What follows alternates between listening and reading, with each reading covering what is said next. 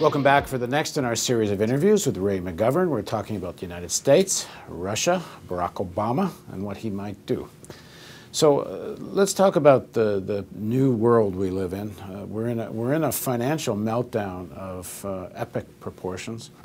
We're just entering what might be not just the 1930s, but if you listen to even to Sunday morning television, some conservative commentators are saying the future of capitalism itself is at stake. And it's actually interesting. I've never seen such unity between conservatives and liberals of various types in the Sunday morning talk shows. Everyone seems to be quite scared about where we're headed. Within that context, the weakening of the American economy, the sort of rise of Russia with some oil money, although now the Russians are in the same or even worse economic quagmire. But one thing seems to be clear, and you mentioned it in the last interview, is the single superpower world has changed. Mm-hmm. Has American foreign policy thinking caught up with reality? Well, judging from the people so far appointed to key positions, I see no evidence that the thinking, the traditional thinking, the institutional thinking has caught up.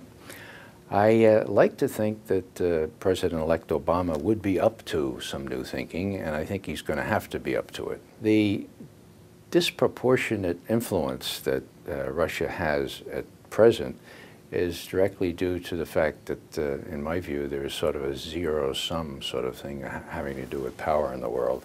And when the U.S. loses the financial situation that it used to have and the preponderance of power, then somebody, nature abhors a vacuum, that goes somewhere. It's not going to Western Europe so much, it's going to the Soviet Union, despite their economic difficulty. Right. Russia, right, okay. So when we talk about Russia here, we're talking about a state with new confidence. Look how Putin prances around. Look at his press conference last week. I mean, the fellow is established. He's a pretty tough guy, and he's laughed derisively at those who would see through his eyes into his soul, or people who would make fun and say, I see KGB in his eyes. These people, the Russians would say, these are несерьезный человек, несерьезный, not serious people, okay? Now, Obama, he's going to be tested by Putin, Now, Putin's going to say, look, you don't really need those radars and those missiles in the Czech Republic and in Poland. You don't need them, okay? Now, we ought to talk about that. And if, in my view, if Obama is smart, he'll talk with them and see what he can get, what he can extract in response for holding down, because they make no sense, okay? They're the old thinking, you ought to get rid of them. But, I'm thinking back when John Kennedy came into office. He was the young president, and he was thoroughly embarrassed by the Bay of Pigs fiasco, and yet he went and met with Khrushchev in Vienna, in May of 1961, okay? And Khrushchev made a fool of him. Kennedy came back and he said, man, he came on strong. He came on like a gangbuster. He told me about wars of national liberation. They're going to bury us that way. And so he really disoriented Kennedy. Now, I think Barack Obama has to be prepared for that kind of attempt on the part of Putin, because relatively speaking, he's riding high, and Barack Obama's got a real mess to contend with, such as we've not seen since the Depression. So if he's prepared for that, if he gets good advisors and figures out what he wants in return for whatever concessions he's prepared to make, like in Poland, Czechoslovakia, I think he'll be all right.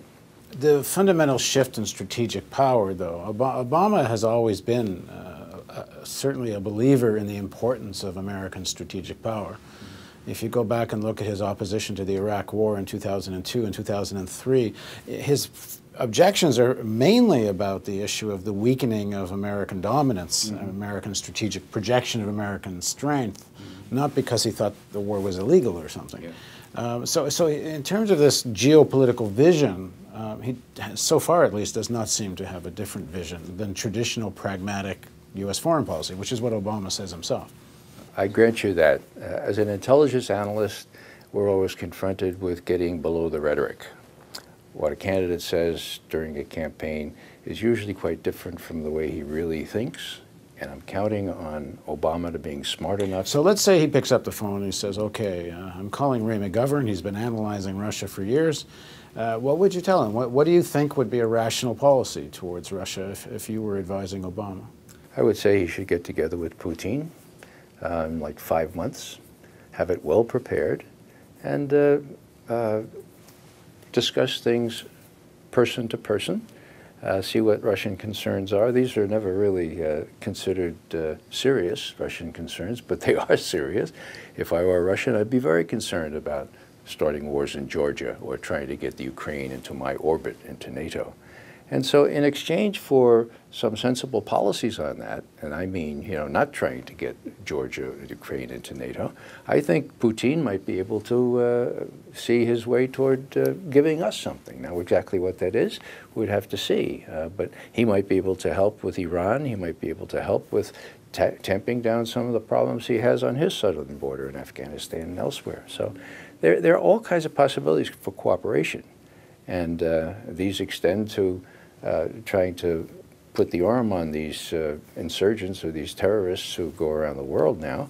And we used to have a lot of cooperation from the Russian Secret Service, Russian intelligence, and I'm not sure that's where it was initially when the Soviet Union imploded and Russia came into being. So, but if he says to you, Ray, are these guys a threat to us? Your answer is? I would say they're a strategic threat to the extent that some crazy person could get his finger on the nuclear button, or somebody could call up Putin and do what that Pakistani did to the Indians. That's probably not going to happen. They're also, you know, a threat in more traditional terms. They're a threat because they have a lot of nuclear material. It's unsecured in Russia, and that needs to be funded much more than it has been funded. As you probably know, Bush cut back on the funding for that. And would the alternative policy be a bit of a self-fulfilling prophecy? I mean, if you take a more McCain-like role and you treat them as the KGB and the enemy, then perhaps that's what they become. Well, yeah, Putin's not going to be a shrinking violet, that's for sure. And I think the West Europeans are going to be sensitive to that.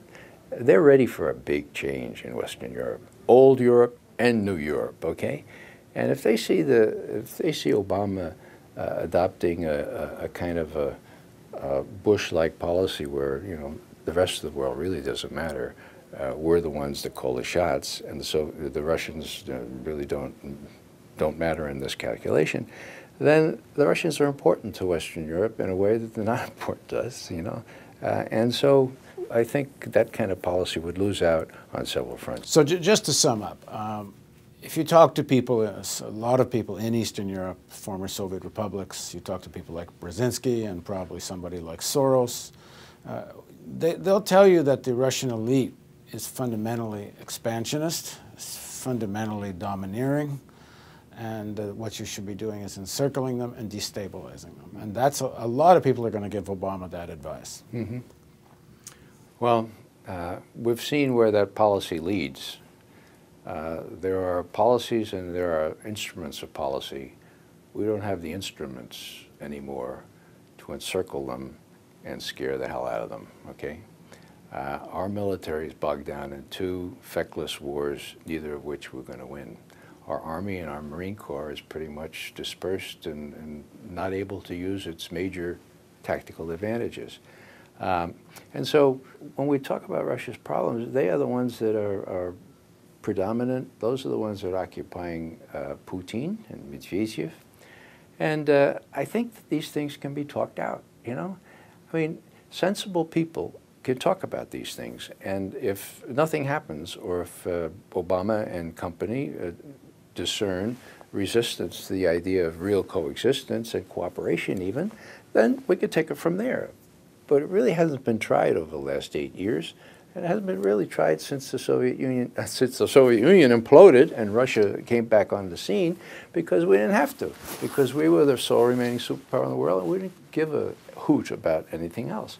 So a change of attitude, I think, is going to go a long way, and then we'll see if Putin and company are inherently expansionist, which is a dubious proposition in my view, then we'll find that out. And of course, they think the U.S. is inherently expansionist, and so do a lot of people. Well, it is a mirror image. I mean, you could just read Chalmers Johnson, and you'll see about the U.S. being inherently expansionist.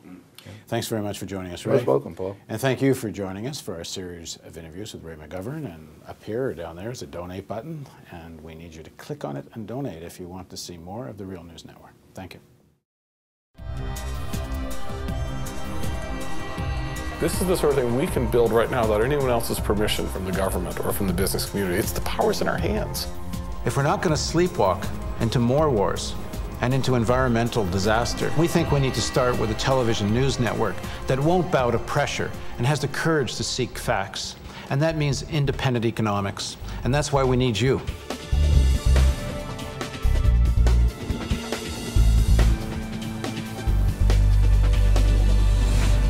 Real hope means facing a complex reality.